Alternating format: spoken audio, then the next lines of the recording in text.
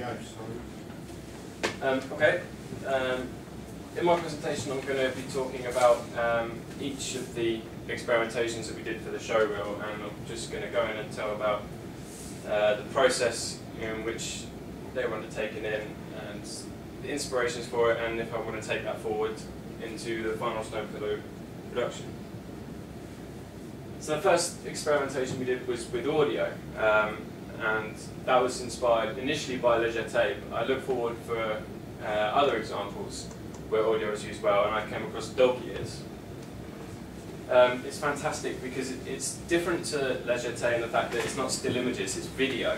But what they've done is they've used a voiceover, which is like the dog, it's like the narrator. It basically personified the dog, and the way they personified it has made it able to connect with the audience. So, you know, the dog's, he says he's 39 years old, so that's obviously in dog years. He's talking about the ways, you know, he said his master disappears off suddenly during the day, and then he comes back.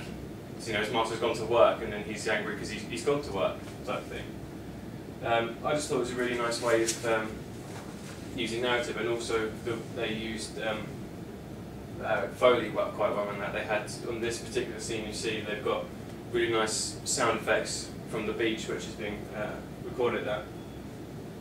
The general process of that particular experiment simply consisted of just combining images with voice recordings and ambient recordings.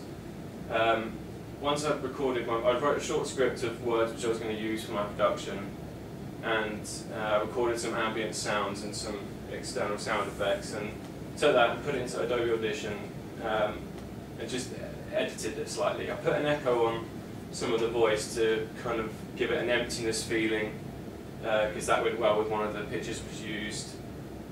Also changed the pitch to give it a kind of a strange feel to it, and reversed it because I felt that homelessness is like a backward lifestyle to us. You know, it's completely, we go home to a warm house, they don't. It's completely the opposite. Possibly, you know, improvements in what I did, I could probably have a more powerful voice in it. It was only my own voice, so if I could have a more powerful voice, that would add to the, you know, dramatisation of it. I would have liked to have some more environmental sounds, because I only had one environmental track which I used once as it was and reversed it as well to make it more. And I would like to add more raw sounds, because most of my stuff was edited. I took a lot of it and edited to try and make more out of less, basically. It's definitely something which I'm going to take forward into my final Stone Pillow video, because I really wanted to have there's scenes in there where I would like quite like whispers, so like he's talking to himself, or it's memories, or possibly outsiders talking about him, kind of thing. And I also like urban environment sounds to capture what he hears like day in, day out. Next one was the photographic storyboard exercise. This was essentially, we took the Nikon D3000 DSLRs and just used them as a recce. We went out to a location, we explored the location, and we took still images of shots which we would plan to use in the next production with the high-end cameras. Once we've done that, we take it back and create a photographic storyboard in Celtex. I would have liked to be able to do some low-light shots in the dark to capture a bit more of a fearful environment, but the cameras which we used weren't, the lenses were standard lenses. I mean, they had an f-stop the lowest f-stop of 3.5, which isn't fantastic with low light. You could have possibly knocked down the shutter speed to let more light in, but the quality wouldn't have been as good as with a lower light lens. Could have also used props, but to be honest, if it's just a recce, there's not really much need. You save that for the final production. It's just you can note down where you would use them. Also, Stanley Kubrick, he's renowned for having great information on his locations he has. For example, he'll have locations where he knows the temperature at that given time of the year, what time it gets dark in that particular place at that time. So possibly could have explored the location a bit more and gathered more information around it. I think it's a good thing to take forward into the production, because doing a recce like that, it minimises chances of having to go back and do it again, and it allows you to have more and you've got visuals that you can look at and think, well, how can I change that? And you can actually physically see it and take it forward into the real day production. Next was the high-end camera experimentation. I found two videos which I really liked. One was, they're both on Vimeo. One was called Mementos, which is about a homeless guy. The story wasn't necessarily important to me. I was looking for types of shots, and there were some really nice establishing shots. The plot image is possibly my favourite, because the close-up of that image really helps convey his emotion to the audience. And in Too Late, which is also on Vimeo, they had really nice macro shots. And I like the close-up macro shots because it's such attention to detail, and it's really makes that particular image, it really makes you focus on him putting the thread through the needle, which is all he is focusing on at that time.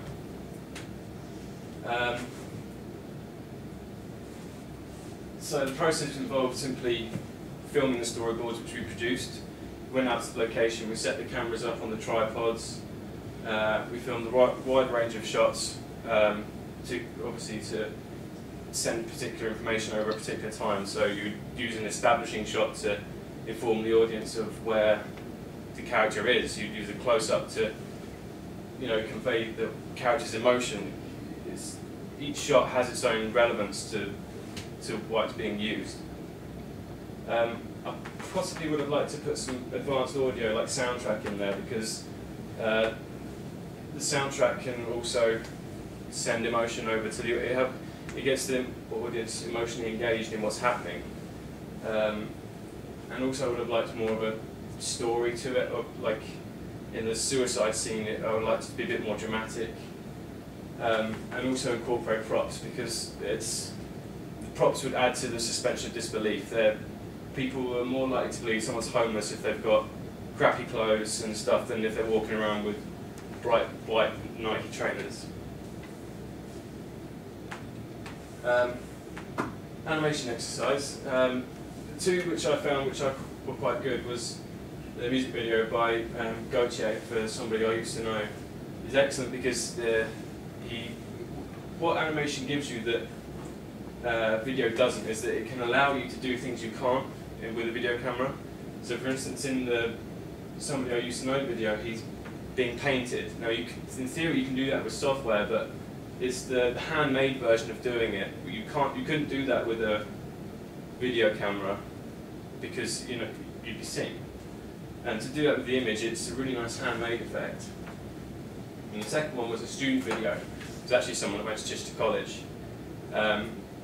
It was to television by Hi-Fi, and the stop motion they used was of the television. It's literally just going down the path, and this television just going up steps. It's something you can't achieve with a video camera. The process is, it's fairly straightforward. You set the DSLR on the tripod, you place an object in the shot, you just take a picture and you manipulate it. And the idea is that you manipulate the object to give the illusion of motion. Once you've done that, you can send it in, and we batch processed it on Photoshop, and then put the sequence together in Premiere Pro. Again, I like to add the story to it. My experiments with this didn't really have a story. They were I felt they were go with the flow with whatever cropped up at the time. And also continuity and attention to detail could have been taken more care of, because at times you could tell when there was a misplaced piece of paper. I probably won't be incorporating this into my Stone Pillow video, but it still could have a purpose if someone wanted to, because, like I said before, you can do things with it that you can't do with a video camera, and it's much easier to do stop motion than it is to use expensive and difficult software. this was my favourite part, the title sequence experimentation. The two inspirational pieces I had was the 7 title sequence and the Dawn of the Dead title sequence. They're both by Kyle Cooper, and he's renowned for this kind of stuff. This is what he does, title sequences. From Dawn of the Dead, I took the bleeding text technique, and that's, when you look at it at first, you think it's possibly something. It's something that you would expect very expensive and difficult software to do, with the text almost just bleeding away in a really fluid motion. But the way I did it was that the top right image, I took a piece of acetate and wrote on it with a Sharpie marker, stuck it on some green paper sideways on the wall, and sprayed it with acetone. And it then drips down and runs, and it looks like that. You key out the green, and it looks like a really nice blood effect squishing off the screen.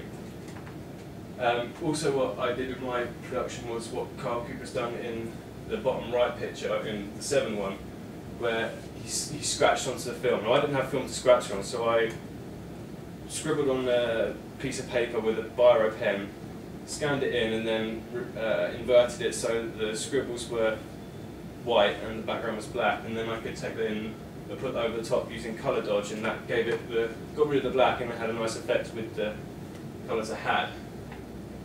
I would have quite liked it to be a bit longer. It was only 41 seconds long, and that was mostly down because I didn't have many other pieces of video to put in with it. I also would like a royalty-free audio track to use. I ended up using the actual track from 7, simply because it's what I had to hand, and I just wanted to edit it, and I got so used to editing it with that song and everything fit with it, it just seemed fair to use it. And I did credit the song and say that it was, not for commercial use or anything like that. And it's definitely a technique I'm going to bring into the video, because I wanted to use this technique to represent past abuse the character suffered, so you get flashes of when he's been shouted at or beaten or things like that, and it's really good for giving that angry feeling. Script to screen, I looked at Pursuit of Happiness simply because it's the same kind of thing. It's about homelessness, and in this particular one they've kept the 180-degree rule really well. Both Will Smith will stay on the right side of the screen the whole time during that scene. The general process was produce a storyboard, a short script, set up the equipment, and just film it throughout. It doesn't necessarily need to be linear filming. It doesn't go from, you don't film in order that you see it necessarily. It's the shots that happen there and then. I would have liked it to be, the final shot to be a bit better. We didn't do that quite right, I felt. It was kind of slightly off frame. And also would have liked possibly some audio track or something in the background, so maybe Foley or either just like a background track to set more of a mood. And I will be using scripts in my final one for character actions and dialogue. And the last one was the lighting experimentation. The one scene I looked at which I liked the most was the interrogation scene with Harry Brown.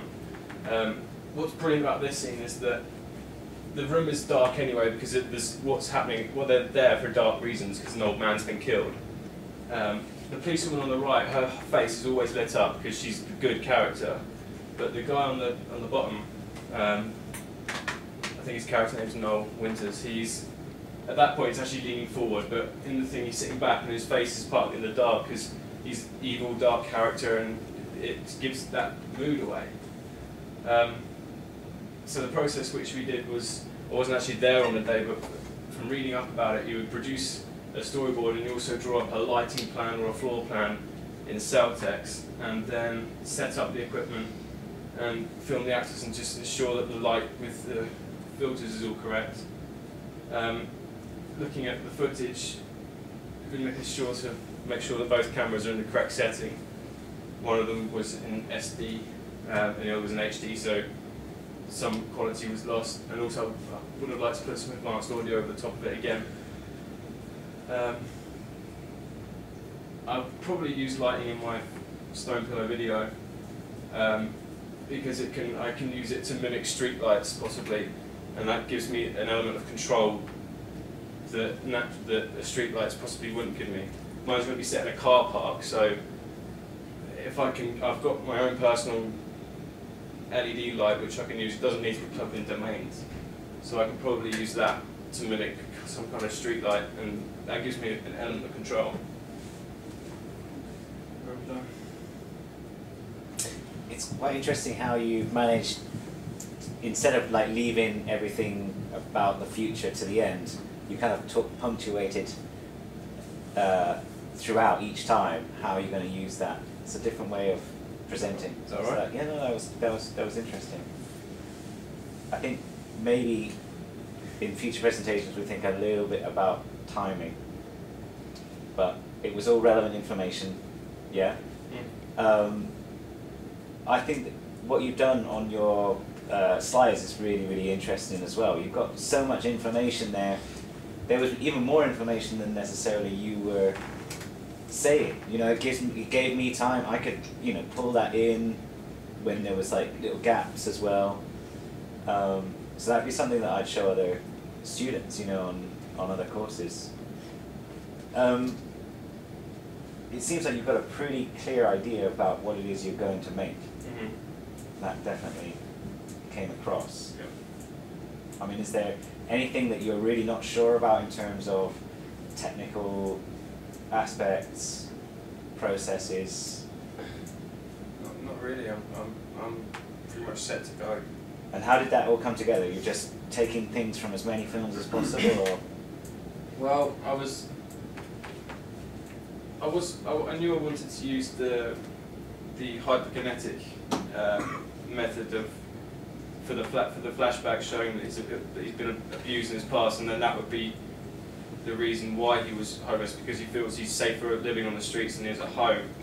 But I wasn't sure how I was going to deliver it in that way. I looked at I think it was the Mementos one, and that gave me a really nice that scenery and the color correction and the whole thing. It gave me some nice ideas to flow with, and it kind of kicked off from there. What you said about like the scratches and things, I mean, I've been thinking about doing something to do with the riots and people like, you know, just verbally abusing people on the street and stuff like that. And even without flashbacks, if you had the sound of people being sworn at and suddenly big scratches on people's faces, it generates that kind of aggression. Yeah. Almost towards the medium itself. So that's really, really interesting. No, thank you very much.